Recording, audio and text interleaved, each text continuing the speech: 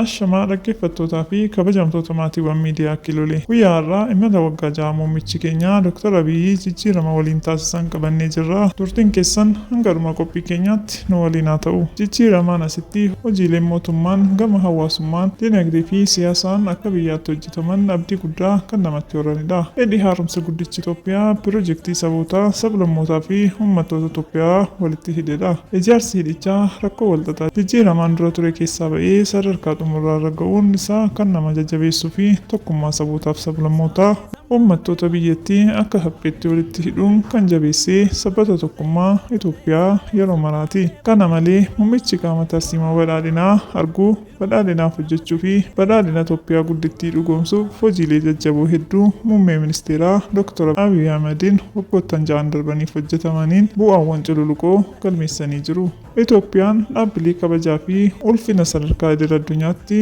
akka argattuuf ishee dandeessisan akka raayyaa ittisaa, hojimaata jabaa qabu, dhaabbilee odeeffannoo fi tika biyyaalessaa kan teknooloojii ammayyaan daraan walitti madaqanii nagaa uummataa fi birmadummaa biyyaa amansiisaa taasisanii fi dhaabbilee siivil sarviizii tajaajila hawaasaaf kennan dijitaalessuun waggoottan ja'an darbaniif hojii hojjetameen milkaa'inni olaanaa argamee jira. Imala milkii waggoottan ja'an darban dhaabbilee Itoophiyaa madaalan darbees bifaa fi boca isaaniin sadarkaa idil addunyaatti dorgomoo ta'an akka artificial intelligence ijaaruun milkii guddaa gonfatee jira. Dhaabbilee sadarkaa federaalaatti duraan hin turre artificial intelligence'n jalatti maqaa caasaa fi ergama isaan dhaabbata adda ta'ee ministeera nageenyaas gadi dhaabbachuun biyya tajaajiluu kan danda'e imala xiqqii milkiin dabalamee waggoottan ja'an darban imala taasifameen milkii argamedha. Egaa jaallatamtootaa fi dhaggeeffattoota keenyaa har'aaf asumaan golomnaa yeroo gaarii qabaadhaa.